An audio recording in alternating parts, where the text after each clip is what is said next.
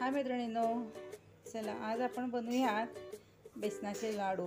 तर त्यासाठी मी हे काय केलेलं आहे, 1 ते 1.5 किलो असं बेसनाचं पीठ असतं ना, आपलं डाळीचं पीठ छानपैकी असं रवा दळलेलं आहे। आणि आता हे आपल्याला कोरडंच फक्त आपल्याला जवळजवळ 1 तासभर तरी मंद गॅसवर अगदी लो फ्लेमवर आपल्याला छान असं भाजून घ्यायचं आहे। एकसारखं हलवत आपल्याला भाजून घ्यायचं आहे आणि अगदी गुलाबी कलर आपल्याला ते छान असं रवाळ हे पीठ भाजायचं आहे।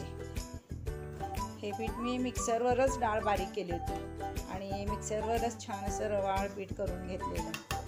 कसं होतं, गिरणीमध्ये कितीही आपण सांगितलं ना रवाळ हवं आहे तरी ते थोडंसं असं पिठासारखंच करून देतात। त्यामुळे मी नेहमी मिक्सरवरच छान असं बारीक करून घेते। तर आपण हे छान असं पीठ भाजून घेऊया अगोदर, मग पुढची प्रोसिजर आपण बघूया। हे अशा प्रकारे आपण ड्रायफ्रूट पण घेतलेले आहेत। मी 1.25 किलो बेसन पिठाच्या प्रमाणानुसार हे असे आपले ड्रायफ्रूट्स घेतलेले आहेत। आपण आपल्या आवडीनुसार कमी जास्त करू शकता। मी इथे चारोळे घेतलेले आहेत, बदाम घेतलेले आहेत, काजू, पिस्ते आणि हा घेतलेला आहे मी खाण्याचा डिंक। तर आपल्याला ह्याच्यामध्ये बेसन लाडूमध्ये डिंकाचाही वापर करायचा आहे। तर इथं घेतलेला आहे मी असं छान असा स्वच्छ आणि एकदम असा मस्त असा क्वालिटी बघून आणायची डिंकाची आपल्याला, आणि आपल्याला तो तळून घ्यायचा आहे तुपामध्ये। तर चला मग पुढची प्रोसिजर करूया। तर हे बघा, आपण असं कढईमध्ये तूप गरम करायला ठेवलेलं आहे। आपल्याला याच्यामध्ये हा आपण जो डिंक घेतला होता की नाही, तो आपल्याला याच्यामध्ये छान असं तळून घ्यायचा आहे।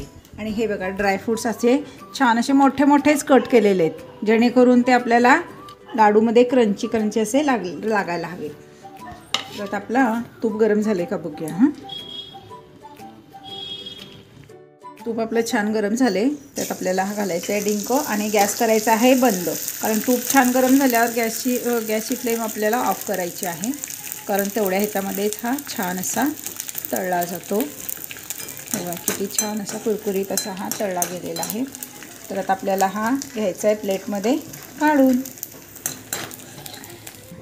तर आपलं हे पीठ आपण छानपैकी असं बेसन पीठ आपलं मस्त असं खमंग भाजत यायला लागले बघा। वास खूप सुंदर सगळीकडे दरवळायला लागलेला आहे आणि कलर पण चेंज होत चाललेला आहे, असा गुलाबी गुलाबी कलर झालेला आहे। जवळजवळ हे 80% असं छान पीठ भाजलेलं आहे। आता आपल्याला काय करायचं आहे, हे ड्रायफ्रूट आहे आपल्याला तुपात ड्रायफ्रूट तळायचे नाही आहेत, आपल्याला ह्याच्यामध्येच डायरेक्ट असे टाकायचे आहेत। आणि 80% आपलं पीठ भाजून झालेलं आहे। आता उरलेलं आहे ते 20%। तर आपल्याला हे ह्यामध्येच आता हे ड्रायफ्रूट्स असे भाजून घ्यायचे। अगदी मस्तपैकी तुपात तळल्यासारखे कुरकुरीत होतात बरं का, काही टेन्शन घ्यायची गरज नाही। तर आता हे, आणि आपण हे पीठ आत्ता सध्या तरी कोरडं भाजलेलं आहे। आता हे पूर्ण पीठ कोरडं भाजून झाल्यावर आपल्याला ह्याच्यामध्ये तूप ॲड करायचं आहे, जेणेकरून काय होतं, आपलं तुपाचं प्रमाणही चुकत नाही आणि पीठ पण छान असं भाजलं जातं। आपल्याला हवं तसं अगदी मस्त आपल्याला ते भाजून घेता येतं। जर आपण पीठ भाजायच्या अगोदरच तूप टाकलं की नाही, तर आपलं थोडंफार इकडे तिकडे प्रमाण किंवा इतर काही आपल्याला डळमळू शकतं। त्यामुळे हे अशा पद्धतीनं जर लाडू केले ना, तर अजिबात बिघडत नाहीत आणि खायला खमंग लागतात आणि आपल्याला हवा तसा कलर पिठाला लाडूला देऊ शकतो आपण। तर आता हे आपण 5 मिनिटं अजून भाजून घेऊयात। आपलं पीठ असं छान असं खमंग भाजून झालेलं आहे आणि आपल्याला ह्याच कलरवर भाजायचं आहे पीठ। अगदी पण आपल्याला लालसर करायचं नाही, कारण का लालसर केलं की पण मग असे लाडवाची टेस्ट थोडीशी करपट अशी लागते, असे बेसन खमंग असं लागत नाही।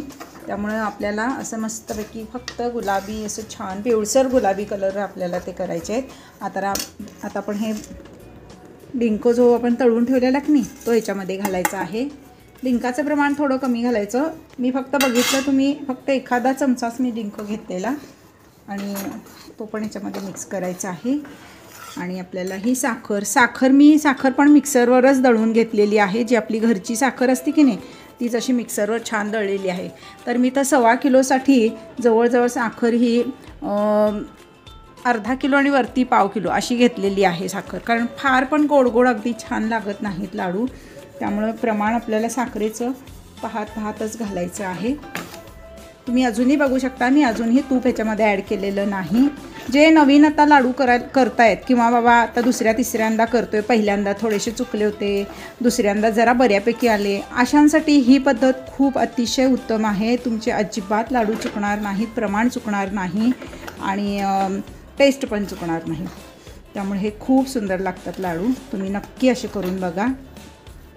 तर आता आपण ही सगळी साखर अशी छानपैकी थोडी मिक्स करून घ्या 1-5 मिनटं. तर आता हे आपले छानपैकी 1-5 मिनटं झालेली आहेत. आपण हे सगळं गॅसची फ्लेम एकदम लो फ्लेमवर आपल्याला हे करायचे आहेत. अजिबात गडबड करायची नाही आहे कुठल्या गोष्टीची, किंवा हाय फ्लेम मीडियम फ्लेम नाही, लो फ्लेमवरच आपल्याला हे सगळे प्रोसिजर करायचे आहे. तर आता आपले 5 मिनटं झालेले, साखर पूर्ण आपली याच्यामध्ये मिक्स झालेली आहे. तर आता ही घेतली आहे वेलची पूड. वेलची पूड इथं मी अर्धा वाटी वेलची पूड घेतलेली आहे. म्हणजे साधारणतः 1 तोळा असे वेलची होतील अशी मी त्याची पावडर केलेली आहे. म्हणजे 1 तोळा वेलचीची मी ही पावडर केलेली आहे. आणि साखर जवळजवळ मी नंतर 1 वाटी साखर वाढवली होती. म्हणजे जवळजवळ ही साखर 900 ग्रॅम साखर झालेली आहे. म्हणजे 1.25 किलो पिठासाठी 900 ग्रॅम साखर झालेली आहे. आणि 1 तोळा वेलची आणि 1 पाव चमचा जायफळ अशा प्रकारे मी ते बारीक केलेलं आहे. आता हे पण आपलं छान असं मिक्स करून झालेलं आहे. आपण हे डिंक तळून ठेवलेलं तूप होतं बघा, तेही आपल्याला याच्यामध्ये ॲड करायचं आहे. आणि आता आपल्याला तूप ह्याच्यामध्ये ह्या प्रोसिजरला तूप आपल्याला छानपैकी थोडं थोडं करत आपल्याला ॲड करायचं आहे. आणि जे तूप आपल्याला तुपाचं प्रमाण असं काही आपल्याला बघतच घालायचं आहे. साधारणतः 1.25 किलोला जवळजवळ अर्धा किलो तूप पुरे होतं, म्हणजे सफिशियंट होतं तूप. आता आपल्याला परत आणखी थोडंसं तूप ह्याच्यामध्ये ॲड करायचं आहे. कारण तूप फार घातलं की नाही मग ते लाडू खाली बसतात, आणि त्यामुळं आपल्याला तुपाचं प्रमाण बघतच घालायचं आहे. हे अशा प्रकारे आपल्याला छान असं तूप हळूहळू थोडं थोडं मिक्स करत जायचं आहे. जसं जसं हे मेल्ट होईल तसं तसं आपल्याला छान असं आपल्याला तूप ॲड करायची. मी हे कढईतच केले, म्हणजे थोडेसेच होते त्यामुळं मी हे कढईतच ह्यातच ठेवून टाकले. जर जास्त कमी असेल तर तुम्ही पातेल्यात वगैरे जाडबुडाच्या पातेल्यात वगैरे करू शकता. मी नेहमी नेहमी करून आपल्याला कशी सवय होती ना, त्यामुळे मी ह्यातच ठेवले आणि ह्यातच मी करून घेतले. ते तुम्ही पातेल्यात वगैरे जाडबुडाचं पातेलं वगैरे असेल तर तुम्ही त्यात करू शकता. अशा प्रकारे आपल्याला असं परत तूप पातळ वगैरे करून घ्यायची काही गरज नाही आहे तशी, कारण ह्यात ऑलरेडी ह्यात मेल्टच होतं. तर आता हे आपल्याला असे छानपैकी आपण थोडं थोडं मिक्स करत जाऊया. तर हे बघा मैत्रिणींनो, आपण सगळं तूप याच्यामध्ये थोडं थोडं करत ॲड केलेलं आहे. आणि हे अशा प्रकारे आपलं छान हे तुम्हाला एक मी मिस्टेक झालेली सांगते बरं का, आपण एक शेअर करूया. काय झालेलं, माझी एक मैत्रीण होती, तिलाही लाडू करायचे होते आणि तिनंही अशा प्रकारे मी सांगितल्याप्रमाणे करण्याचा प्रयत्न केला. पण तिनं काय मिस्टेक केली की तूप टाकल्यानंतर पीठ अजून कोरडंच वाटतंय म्हणून तूप घालतच गेली. आणि ते नंतर काय झालं, साखर विरघळल्यावर पीठ व्यवस्थित सेट झाल्यावर आणि तुपानं त्याचं जे तुपटपणा आहे तो सोडल्यानंतर त्याचं झालं काय, लापसी झाली अक्षरशः, आणि त्याच्या अगदी वड्यासुद्धा करता येईनात अशी कंडिशन झाली होती. तर मैत्रिणींनो, ही चूक तुम्ही अजिबात करू नका. जरी पीठ कोरडं वाटलं तूप घातल्यावर सुद्धा की अरे बापरे अजून इतकं कोरडं आहे, पण जसं जसं पीठ मंद आचेवर भाजत जाईल तसं तसं हे बघा अशा प्रकारे साखर विरघळेल तसं हे असे छानपैकी असं हे आपल्याला हे असं लिक्विडमध्ये होत जातं. त्यामुळं अजिबात असं नाही करायचं की पीठ कोरडं आहे म्हणून चला अजून थोडं तूप घालूया, चला अजून थोडं तूप घालूया, तसं नाही. तूप आपलं बरोबर प्रमाणशीर घातल्यानंतर जरी पीठ कोरडं वाटलं तरी हे जसं साखर विरघळेल, पीठ जसं गरम उष्णतेनं हे होईल, साखर विरघळत जाईल, तसं हे असं छान असं बॅटर आपलं तयार होतं. तर आता आपण गॅसची फ्लेम करूया बंद. आणि आता आपल्याला हे काय लगेच काय लाडू बांधता येणार नाहीत, तर आता आपण काय करायचं, हे थोडा वेळ असं झाकून ठेवायचं आपल्याला. तर एक अर्धा ते 1 तास, म्हणजे कोमट असं पीठ हे कोमट असं बॅटर झालं म्हणजे आपण लाडू बांधू शकू असं जर झालं की त्यावेळी आपल्याला याचे छान असे लाडू बांधायचे. हे अजिबात खाली बसणार नाहीत किंवा काही नाही. आणि तूप पण आपलं घरचं कडवलेलं असल्यामुळं इतके खमंग असे लागतात ना हे लाडू, खूप सुंदर लागतात.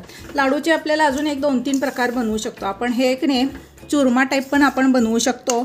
आणि आपल्याला हे ह्या स्टेजला आपल्याला दुधाचा पण आपण एक वाटी दूध घालून मस्तपैकी असं ते बनवून तशाही प्रकारे आपण बनवू शकतो. तर मी हे असे साधे सिंपल पद्धतीनं आज मी बनवलेले आहेत. तर आपण चुरमा टाईप आणि दूध घालून पण केव्हा तरी असं बनवूया बरं का.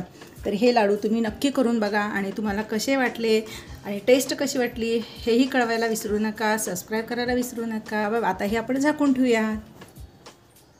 तर हे बघा 1 तास होऊन गेलेला आहे.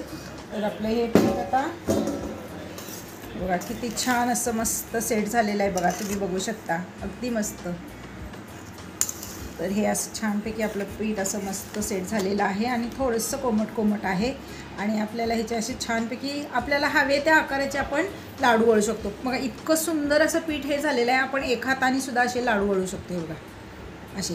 आणि हे लाडू अजिबात बसणार नाही काही नाही. जरी तुम्हाला असे आता सॉफ्ट दिसत असले एवढे मऊ पण हे पीठ थोडंसं अजून गरम आहे. बॅटर हे अजून कोमट आहे. हे पूर्ण अजून थंड झालेलं नाही. ज्यावेळी पूर्ण थंड होईल त्यावेळी आपले असे गोल गरगरीत असे छान लाडू तयार होतील. तर हे आपलं पीठ असं खूप छान असं झालेलं आहे तयार. बघा तुम्ही बघू शकता हे बघा इतकं मस्त झालेलं आहे आणि खूप सुंदर असं वास पण खमंग येतो.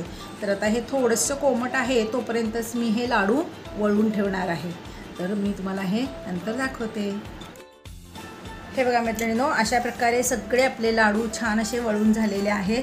हे जवळजवळ 1.25 किलोमध्ये 1.25 किलो बेसन पीठ आणि साखर असं मिळून सगळं प्रमाण मिळून जवळजवळ हे 100 लाडू झालेले आहेत. देवाला मी थोडेसे नैवेद्य म्हणून दाखवलेले म्हणजे ठेवलेले आहेत काढून.